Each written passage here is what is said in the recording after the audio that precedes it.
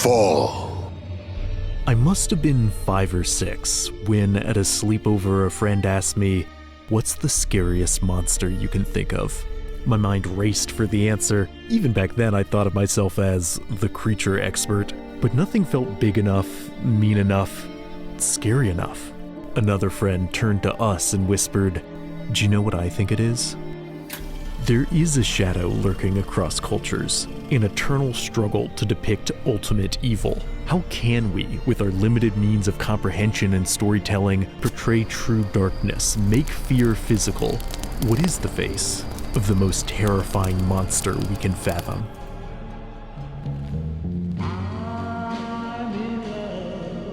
There are 2 fundamental problems we need to confront to determine the scariest monster: the problem of evil and the problem of fear. Both abstract concepts are widely understood, but difficult to concretely visualize. Let's start with evil. Depicting a cruel action is simple enough, but imagining a physical embodiment of evil itself is deceptively challenging. For centuries, visual media has employed different methods to try and make a figure feel like darkness incarnate, from early tricks of light and shadow to modern VFX. The most common shorthand is to simply copy the appearance of the guy. You know the one. Of course, there are all manner of lesser imps and demons, but the great Satan himself is red and scaly with a bifurcated tail, and he carries a hay fork. But if all it took to make a convincing epitome of evil was a red cape and pointy horns, Halloween would be a lot scarier. Just because a narrative tells you what you're looking at is the Lord of all malice doesn't necessarily mean you believe it. Creating a figure that viscerally personifies evil is not just a question of visuals, but characterization. After all, cruelty is not an aesthetic so much as a behavior. One of the most important landmarks in portraying wickedness on screen comes from Night on Bald Mountain, an unshackled vision of demonic terror whose central evil deity is not only a perfect foreboding silhouette, but a remarkably spiteful and sadistic creature, using its unfathomable power to create life for the sole purpose of gleefully watching its creation struggle to cling to their pitiful existence. The macabre circus of agony this demon appoints itself ringleader of feels sprung to life from centuries of paintings of the demonic inferno. The Demon of Bald Mountain could be considered a benchmark of evil in both characterization and appearance, its twisted psyche looming just as large as its physical form. But notice I said could be considered. See, it's difficult to empirically measure evil beyond subjective feeling. Most philosophies recognize 2 major categories of unkindness: moral evil, which is the result of intentional actions, and natural evil, which is the result of impersonal phenomena. And notably, most people find the former to be more evil than the latter, regardless of scale. Norman Bates from Psycho can't level a city like Godzilla, but he nonetheless feels crueler because of the conscious thought behind his misdeeds. Whether this is objectively true could be the subject of boundless philosophical debate, but for the purpose of this video, let's just roll with it and define evil as bad intentions multiplied by cruel actions. So now we, seemingly, have the formula for determining the ultimate monster. Find the entity that's done the worst things for the meanest reasons, and we've got the winner, right? Well, not so fast, because we've forgotten the second half of our quandary, the question of... And just because something is more unethical doesn't inherently mean we'll be more frightened of it. Consider the 2 dark gods from Adventure Time, Hudson Abadir and the Lich. Hudson rules over a plane of eternal agony, a sadistic layer cake of nightmares seemingly designed to torment an infinite amount of people for an infinite amount of time. It is Hades and Hell and like the DMV all rolled into one. Okay, bozos, make room, make room, make room. And considering that Hudson has set the realm up this way because he thinks it's funny, from a philosophical standpoint, he's just about the peak of moral evil. In contrast, the Lich's plan to extinguish all life is cold and dispassionate. Obviously not a nice thing to do, but his motivations are likened to that of an unfeeling machine. Next to Hudson, he is not as traditionally immoral, and yet as anyone who has seen this series can tell you, the Lich is far scarier. There is only darkness for you, and only death for your people. Fear is more than an equation. It is a primal, irrational instinct. Were we beings of perfect logic, then perhaps the more ethically corrupt something was, the more we'd quake in our boots, but that's not how our brains work. Hudson's domain of fiery suffering might be less principled than the Lich's icy oblivion, but it isn't as frightening. That we might find a frigid, calculating evil more menacing than a firestorm of cruelty is not a recent psychological phenomenon. In Dante's Inferno, a 14th century narrative poem, the very heart of hell is cold, a vast frozen realm robbed of passion and light, its agony slow and carefully measured. You see this idea echoed in the book series A Song of Ice and Fire, where the most terrifying threat to the realm aren't the fires of human conflict, but the icy machinations of the enigmatic others, beings whose rotting fingers are steadily creeping across the world's throat. In the adaptation Game of Thrones, the others are ruled by a demonic Night King, a figure who, after 8 seasons of ominous buildup and compounding mysteries, was revealed to be a stupid and uncalculating bad guy. Some would argue this was a terrible decision, by which I mean me. I'm arguing it was terrible, but before the curtain lifted to reveal a generic villain, there was something gripping about the Night King's glacial maneuverings, a terrifying sense of an intelligence colder and more callous than any human consciousness. Monstrous evil envisioned not as a raging brute but a subtle intellect has, to me, always been the more disturbing interpretation. The Witcher series pushes this concept to the extreme with Gaunter O'Dim, a nightmarish figure who, despite possessing near infinite power, at first seems unassuming and even forgettable in this world of titanic dragons and giants. O'Dim is an egoless and patient malice, content to make the world his plaything through the smallest contracts and adjustments. He may very well be the devil of this realm. After all, Old Pointyhorns is often shown working through manipulative deals and temptations. The strange man of the game Red Dead Redemption operates under similar principles. He's a seemingly all-knowing taker of souls who nonetheless describes himself as an accountant, completing his grim task with the utmost calm, as is the case in The Witcher. Whether the strange man is the devil itself or some other being is wisely left up to interpretation. Unlike the Night King, these entities retain their unknowable gravitas, never lifting the veil upon their true nature. What are you? Do you really wish to know? Yes. No, Geralt. You don't. Despite only ever revealing a small glimpse of their power, both figures feel hopelessly beyond the scope of the player's influence. Forces that can be neither slain, halted, nor understood. Damn you! Yes, many have.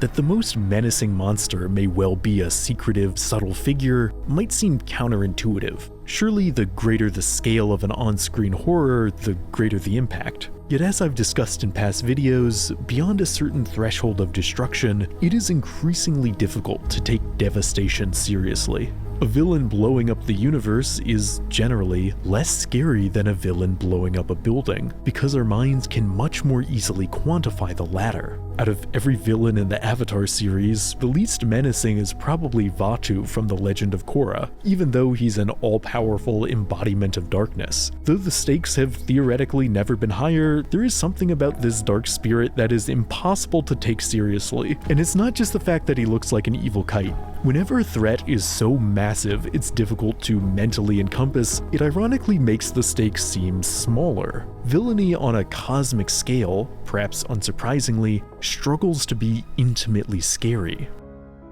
So perhaps the most terrifying monster would be a hushed whisper of cruelty, an evil so understated that it sinks into your bones before you feel the first discomfort. Such a nightmare stalks the bleak landscapes of the Polish film Diablo, a man cloaked in black known simply as the Stranger, who urges the lead character to indulge in his darkest impulses.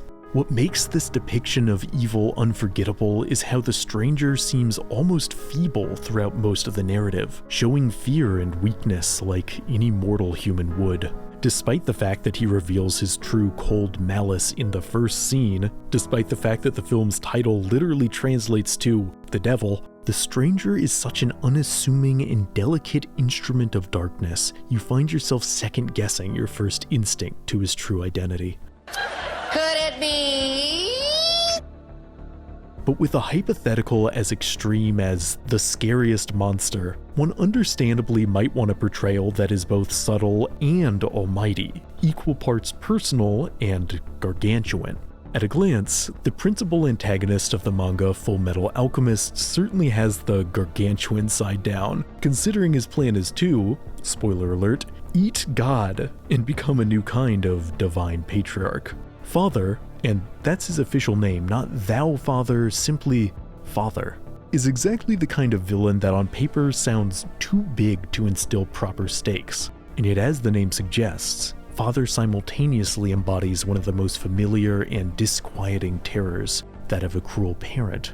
Father was once a more childlike being who violently rebelled against his creators when they sought to control him. A twisted relationship Father continues with his own children, whom he regards as little more than disposable material, perpetuating a cycle of divine misery recognizable to anyone familiar with classical mythology. The idea of intergenerational violence across pantheons holds particular relevance for devilish figures, who tend to be once angelic beings cast down due to conflict with their creators. Father echoes such narrative traditions not just in his conflict with his makers and children, but in his disturbing resemblance to the actual biological father of the main characters, a figure who abandoned them at a young age. To the protagonists, Father therefore represents a threat both impossibly cosmic and uncomfortably personal, a paradoxical nightmare that successfully embodies opposing extremes of monsterhood. The horrors of familial dysfunction are an effective method for grounding a larger terror in more intimate dread. In many respects, all the gruesome deities in the realms of Elden Ring are the product of a broken family unit, each pantheon member wronged by at least one other in some sickening manner, and made all the more terrifying for it. Elden Ring features such a malicious cosmology that it's at first difficult to identify which figure is the zenith of cruelty. Promising candidates including the god-devouring Serpent of Blasphemy, Moog the Lord of Blood, the Loathsome Dung-Eater, and other insanely named fellows. But it is the Shadow of the Erdtree DLC that offers the most obvious candidate for a demonic frontrunner, in the borderline Luciferian Mesmer the Impaler, a violent god-child whose name is unfortunately quite apt. Mesmer seems this world's Prince of Darkness, complete with an unsubtle serpent motif, and yet he too is ultimately a victim of divine parental mistreatment. It's implied that Mesmer is but a tool for his creator deity, a tool discarded to rust after outliving his usefulness.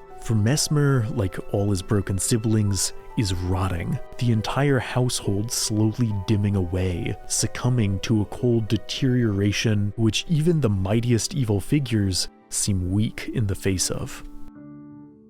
That the apex of darkness might be in any way vulnerable to the whims of a parent or the slow decay of time may seem like a novel concept, but classical mythologies have long held that there are forces more frightening than any manifestation of evil.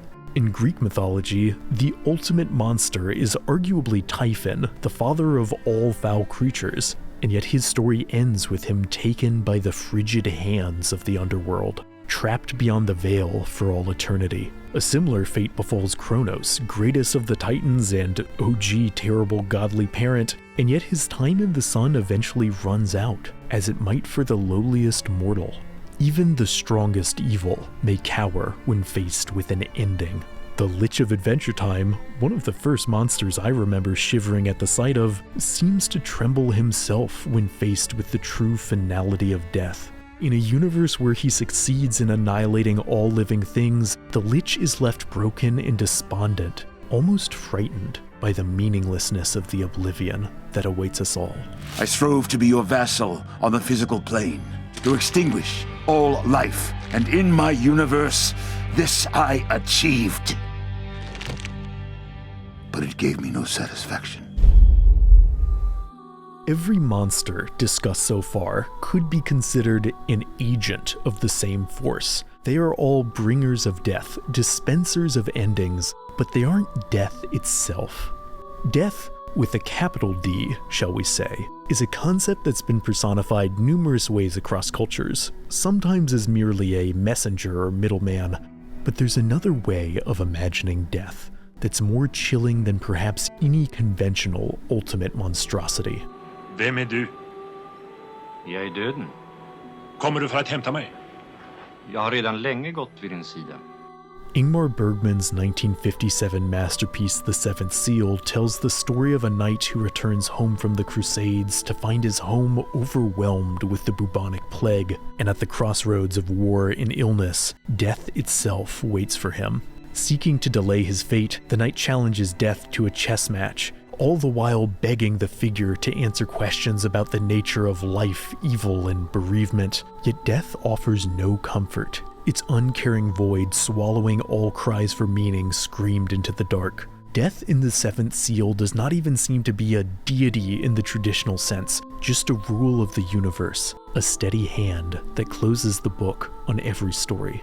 Då är levandet en orimlig fasa. Ingen människa kan leva med döden för ögonen. Perhaps it's unsurprising that death has been imagined as the ultimate villain. After all, fear of death is likely the most fundamental fear we possess. Our abject horror towards cessation has led us to monsterify numerous figures associated with the concept. Most adaptations of Greek myth make Hades out to be a bad guy closely aligned with demonic imagery, despite the fact that original recipe Hades was a pretty alright dude compared to his siblings, and also wasn't even the god of death. But it's hard to imagine a keeper of fallen souls to be anything other than evil, or at the very least, absolutely terrifying. In the film Puss in Boots: The Last Wish, death is far more intimidating than you might expect from a movie about a talking cat, a lupine hunter that revels in the terror of its prey. This incarnation of death has a vengeful quality, gleefully overstepping the bounds of its station to reap lives it deems unworthy. That death might relish its task is a discomforting concept mirrored in the Seventh Seal, as despite its unknowable persona, that incarnation too seems to find grim amusement in playing with people's hopes for escape. In fact, while death in Puss in Boots at least somewhat follows a code of honor, death in the Seventh Seal is eager to cheat if it means winning the grand game against the living. It is the monster at the end of all things. It has no reason to play fair. But death need not be an active villain to chill you to the bone. In Alan Hawley's brilliant animated short film Coda, death is a quiet, gentle figure that appears after a man's sudden passing. Unlike most personifications, they seek to comfort the confused soul, even walking with them through their memories as a way of easing their passage. And yet death in Coda is no less existentially daunting, a force that cannot be outrun or dissuaded. Are you going to kill me? No. You're already dead. Whether death comes in gentle or with tremendous force, it is the great unifying certainty, the end credits for all who walk the earth. What monster could hold a candle to such perfect darkness? The difficulty with making assertions about the most terrifying monster we can fathom is that it's almost impossible to escape the pattern of, yeah, but... Yeah, the Prince of the Underworld might be the obvious winner of the scariest guy competition, but are they really as unsettling as an intimate malice? Yeah, an intimate malice might more easily get under your skin, but is it as existentially powerful as death itself? Yeah, Death from the Seventh Seal might be the creepiest performance of all time, but doesn't he also kinda look like he's got a sock on his head?